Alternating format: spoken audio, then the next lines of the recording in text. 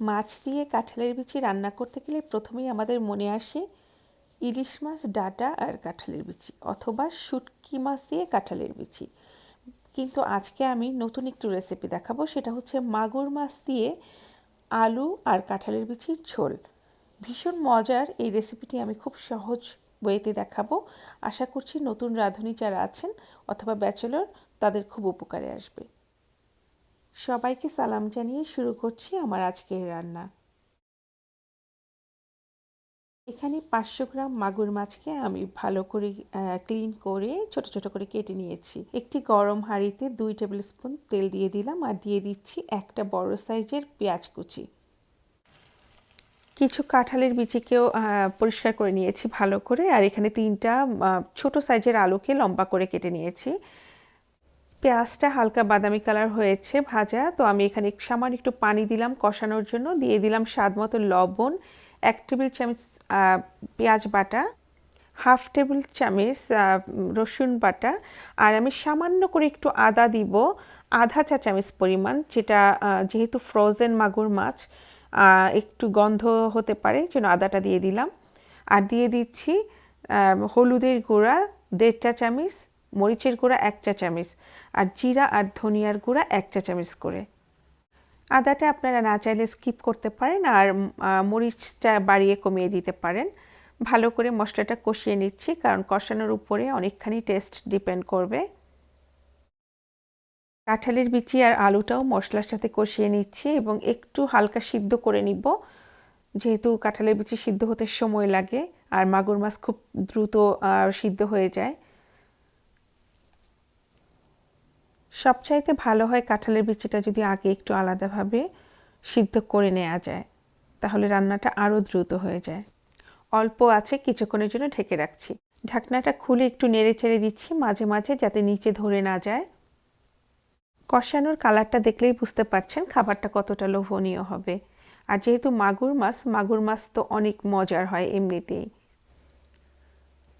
কাঁঠালের বিচি এবং আলুটা কষানো হয়ে গেছে, আমি এখন আধা কাপ পরিমাণ পানি দিয়ে দিব, দিয়ে অল্প আছে কিছুক্ষণের জন্য ঢেকে রাখবো, যাতে অনেকখানি সিদ্ধ হয়ে আসে।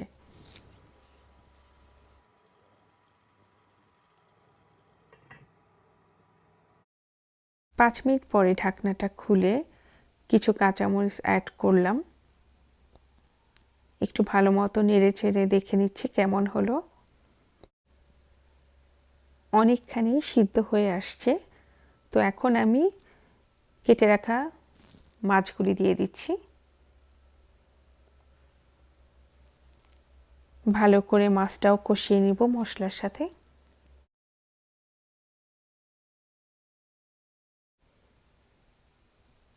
মিডিয়াম আঁচে 2 মিনিটের জন্য ঢেকে রাখবো,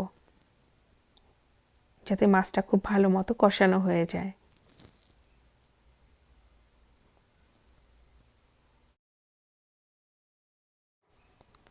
দুই মিনিট পরে ঢাকনা খুলে এখন আমি এটাতে পানি দিয়ে দিব। গরম পানি ইউজ করব আমি, রান্নাতে আমি একটু গরম পানিটাই ইউজ করতে পছন্দ করি, তাহলে রান্নাটা খুব কুইক হয়ে যায় এবং খেতেও টেস্ট হয়। ঝোলের পরিমাণটা আপনারা আপনাদের পছন্দ মতো দিবেন। আমি এখানে 2 কাপ পরিমাণ পানি দিয়েছি, কারণ মাগুর মাছটা আমি একটু ঝোল খেতেই পছন্দ করি। আর যেহেতু কাঁঠালের বিচি আর আলু আছে, এটাতে খুব পানি টানবে। আবারও ঢেকে দিলাম, সেই সাথে চুলার জালটাও বাড়িয়ে দিয়েছি। এবার ঢাকনাটা খুলে দেখিয়ে দিচ্ছি কেমন হলো। রান্নাটা অনেকখানি হয়ে এসেছে। এখন আমি এখানে 1 চা চামচ পরিমাণ টালা জিরা গুঁড়া ইউজ করছি। দিয়ে দিচ্ছি একদম গার্ডেনের ধনিয়া পাতা, যেটা অসম্ভব ঘ্রাণ। রান্নাটা থেকে খুব সুন্দর অ্যারোমা আসছে। আপনারা আমার এই রেসিপিটা ফলো করে রান্না করে দেখতে পারেন, আপনাদের কাছেও ভালো লাগবে। আই হোপ আজকের এই রান্নাটা আপনারা এনজয় করেছেন। একটু ডিফারেন্ট কিছু খেতে মনে চাচ্ছিল, তাই এই রান্নাটা আমি করলাম এবং আমার কাছে বেশ ভালো লেগেছে। আপনারা ট্রাই করতে পারেন। আমার চ্যানেলে যারা নতুন, প্লিজ আমার চ্যানেলটা সাবস্ক্রাইব করবেন, আর আপনাদের ফ্রেন্ডস অ্যান্ড ফ্যামিলির সাথে আমার রান্নাগুলি শেয়ার করবেন। আমি খুবই খুশি হব। বিদায় নিয়ে নিচ্ছি। সবাই ভালো থাকবেন। আল্লাহ হাফিজ। আসসালামু আলাইকুম।